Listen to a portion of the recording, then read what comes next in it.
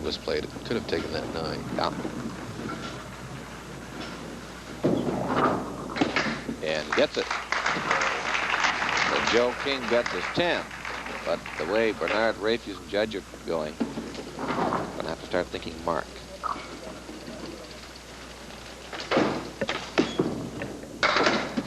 Off to the right-hand side of Ted.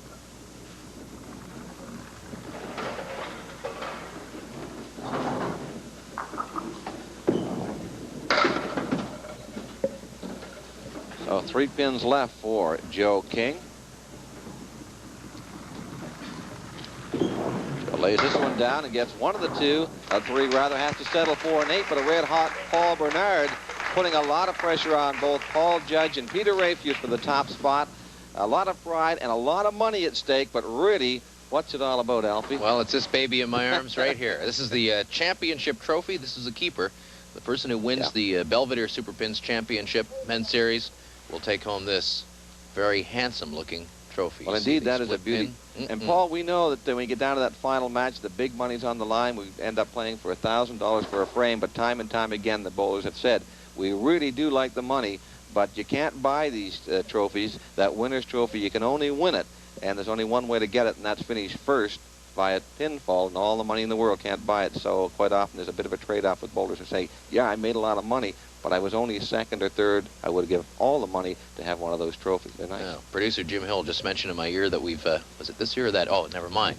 That we do have on videotape the disputed pin from the 8th frame of the first string for Joe King. And I think we should play down the word dispute, because really there was no dispute. It was very, very close. And Joe King, quite frankly, he didn't know. And quite frankly, we saw it here. We weren't sure. We went back and took a look at it via the tape, and it shows that the pin, the ball rather, caught the wood that was in the channel, then took out the 7 pin, and thus it was an 8 box, or at least a 9 box, for Joe King in that frame. But all in all, a very, very close play, rather than a tough one to call. You'll see how tough it was as we take a look at it now.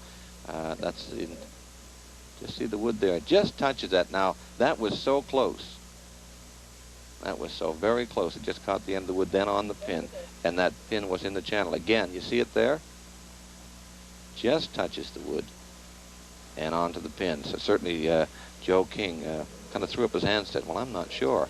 And I did too. It's nice to have that replay effect so we can call these exactly as they happened. That was back in string number 1. This is string number 2, 6 frames to come. And we'll be back right after these messages. 2 of these bowlers will move on today. Peter Rafuse has a pretty good shot at it. He's at 169. He's our leader right now, a pin ahead of Paul Bernard, who's open on a spare. And then just 3 pins back is Paul Judge. Yeah, this is a real heated battle for top spot. And to keep the heat on, Pete's got to pick up this one, and it won't be easy. Just the 1 and the 10 there. Yeah. A lot of space between those 2 pins. He's got to play this perfectly, and it's a difficult one. You can go back now and get the 10 for 10. As you mentioned, Paul Judge only 3 pins back. Of course, Bernard 1 pin back and open. So it is 10 for Peter Rafuse. He's got 3 in a row up on the board now.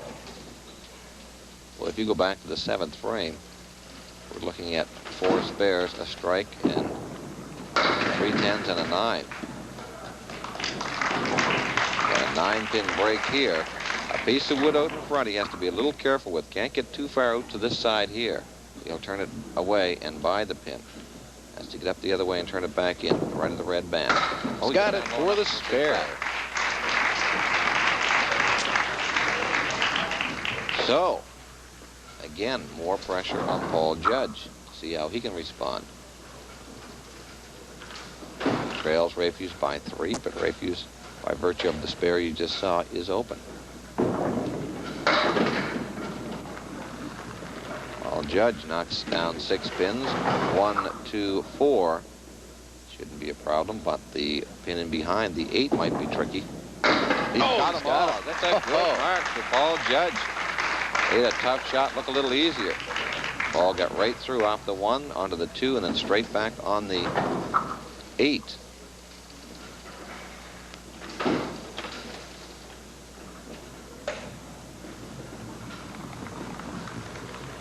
see what he can get on it.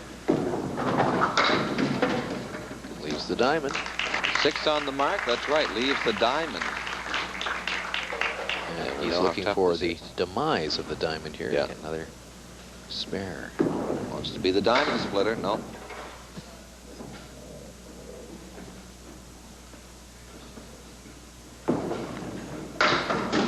That's the pin lying around there. That's the 9 for Paul Judge. Now Paul Bernard. He is open on a big spare.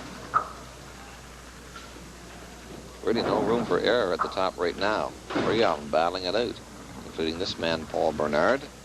Only 2 can move on. Don't count out Joe King yet. He has 6 frames to go. He can string him out. Paul Bernard looking for his 5th straight string here, or a spare, or mark, I should say. He had the strike in the 3rd. It's going to be difficult to spare up. He's got the 1, 2, 4, 6, 7, 8, 10. He's got to go into the 1, 2 pocket. Instead, found the big hole to the right of that front pin. So the streak ends for Bernard here.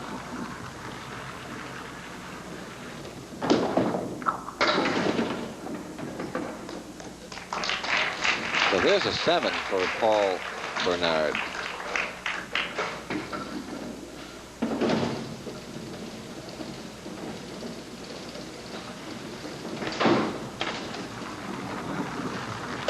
Other side. Big hit, tough lead. Piece of wood, though. Very interesting shot here. See that piece of wood right there? There's another one right up here. Let's go back and get right on the pins.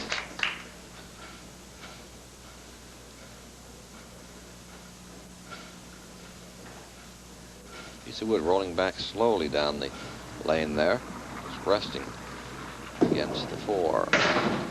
He's on the wood and settles for a 9. So Paul Bernard will sit down, give way to Joe King, a guy that'd like to put a few marks on the board.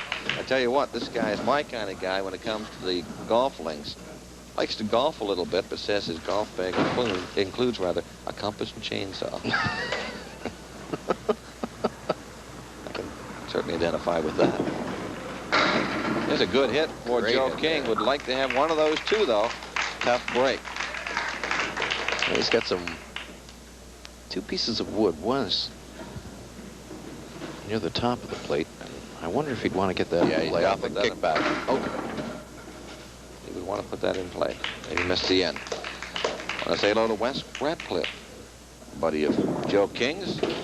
How you doing, Wes? Wish you were here too. Apparently, Wes would like to have a chance to appear in our Belvedere Super Pins. Like many others, it's tough to get here.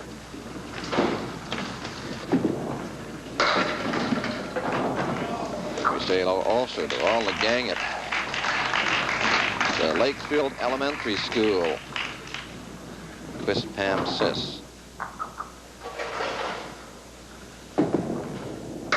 Good hit there. Joe King gets the mark this time. As we go back to the top of the order once again, and Peter Rafuse, this guy in a battle. You want to mark these scores down? We'll give them to you. This is with 4 frames for Boulder to count. Peter's our leader, or at least in 2nd place. Paul Judge, our leader, at 191. Peter at 189 plus what he gets on his first ball here. He gets 7, so he moves into the lead by 5 pins over Judge. Only 4 pins behind Paul Judge is Paul Bernard. Joe King now at 158, but he's open. Peter trying to keep it going. And he does. Wow, what a shot. Boy, this guy is very, very impressive. Once again, we look at this shot. It's a shot that he makes look easy. Not all that easy. Good to have that wood back on the 8 pin. I'll go for another 4, 6, 10. The good news, of course, is he gets the mark. He gets 7 on it. The bad news is he's left a tough split here. All that wood not angled real good.